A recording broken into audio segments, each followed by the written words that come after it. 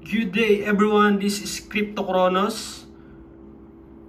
Finally, ito update lang tayo kay Bitcoin. Finally, nag-breakout na nga dito sa area na to, which is diagonal resistance natin, as I mentioned earlier.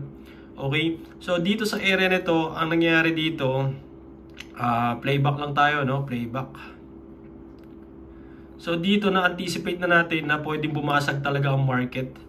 Bumasag dito, lalo na nakakita ko dito ng itong candle na to, which is 3 white horses. Okay, hold your horses now, because nung nag-close ang candle dito sa area na to, yan, so tumataas din yung pakonti-konti yung volume, tumataas, and then nag-break siya ng konti dito, pero mas maganda mas na-convince ako na pwede pang umangat ang market dahil pataas yung volume, at the same time 3 white horses. So gusto na niyang basagin itong diagonal resistance, and then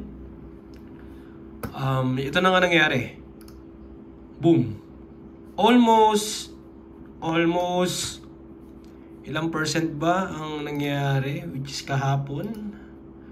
Almost 6%, 6.5%. 6.5%. And then right now, ano ba yung mga potential na nakikita natin dito? So by the way, nakaposisyon na tayo kay Bybit. Okay, Bybit.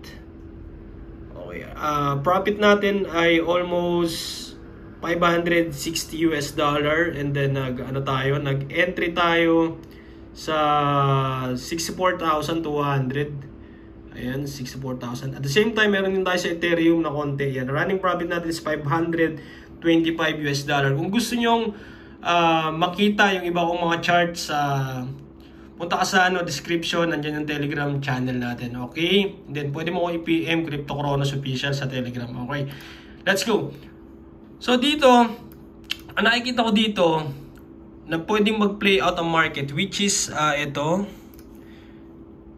I think impulse pattern to. So kung mabubutas pa tong resistance na nabanggit natin before, which is $67,000, I think pwede pa umangat hanggang dito, and then balik dito, pwede bumalik dito sa support, and then play out, masagin yung all-time high resistance kung yung volume ay maganda-ganda pa rin. So look at the volume, guys, no? Napaka-importante. Alright, so dito sa channel natin sa Telegram, ito sabi, shoutout sa'yo Jeffrey Obana. Sabi niya, nag-TP na ako, kabado pa. Okay, kabado daw si Jeffrey Obana. So okay lang yan brother. So okay lang yan, winning is winning, losing is losing. Ang importante, maka-gain ka ng profit. Alright? So, antayin natin. So, hopefully, medyo maganda-gandang volume. At the same time, kung magbumaba ang market natin, ito yung ating support level, which is 64,620. Yung dating resistance is support na ngayon. And then, syempre, wag nating alisin sa isip natin or sa mind natin na pwede pa rin bumaba syempre ang market. So kailangan lagi tayo prepare sa kung ano man pwedeng possibility na galaw ng Bitcoin. So ito nakikita ko dito, pwedeng impulse pattern to. Ito sa scenario na to. 1, 2, then 3, kung maganda-ganda, umangat pa siya, and then baba ng konti, correction, and then akit ulit. Okay? So, salamat sa panonood.